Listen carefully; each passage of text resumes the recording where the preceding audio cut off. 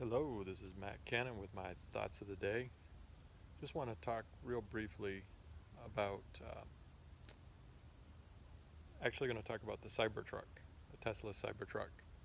And I want to share with you just a quick thought on a thinking technique that Elon Musk is using or has used, and it's a billionaire's thinking technique that enabled them to create something completely unique.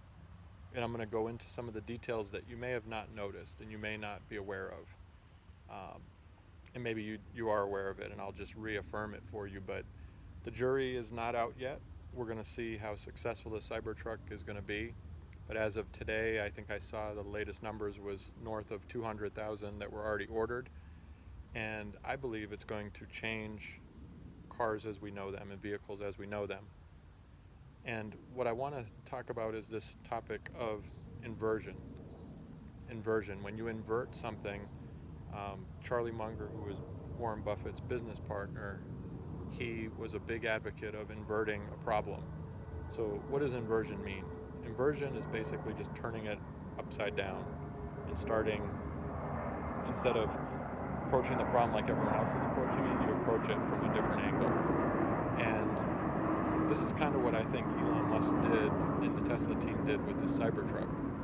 Because if you think about it, what they did is they created something totally different. You've never seen a vehicle like that before. But what they did is they're using this, they started with the engineering first, and then they worked their way back. So their problem with the engineering was that the vehicle was, production of vehicles was difficult. They would have to stamp. They had this stamping machine to stamp to make the vehicles look a certain way. And what like the typical trucks do was a body on frame. So there's a body that has to be put onto the frame, and they got to stamp everything. But this stainless steel that they're using is so strong and so high grade, they can't stamp it. If they stamp it, Elon said that it breaks the stamp machines. So what they had to do was they had to fold it, almost like origami.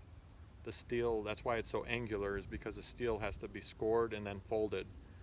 And it greatly reduces the manufacturing costs, and that's why they're able to produce such a ridiculous vehicle. And when I say ridiculous, I mean that in a good way, but they're able to produce like a vehicle with some serious specs, range, power, all those things.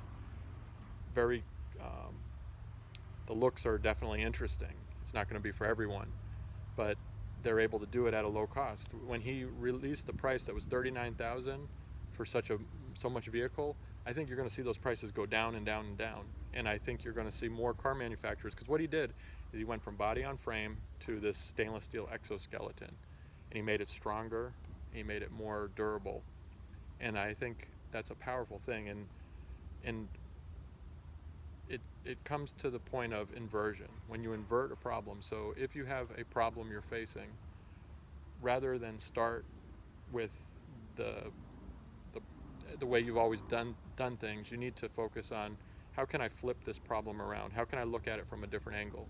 And I believe that's what he did. Now the proof will be in the pudding. We'll have to wait and see how successful it is. We'll have to see, how much money it makes Tesla, how many people start driving it, and watch other car manufacturers. He's already done this with the electric cars.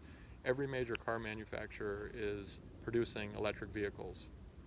Ford did their Mach-E, the Rivian, all these vehicles, and now I think what you're going to see, and it seemed like not practical that was going to happen, and it happened.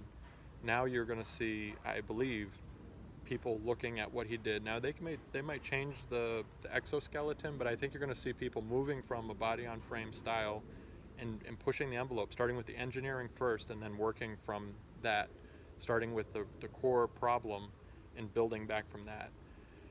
And so I think you can do that in your life. So what you want to do is, if you're facing a challenge or you're trying to focus on something, rather than just start always taking it from the same angle, flip it, invert it, and see if you can come up with a unique approach.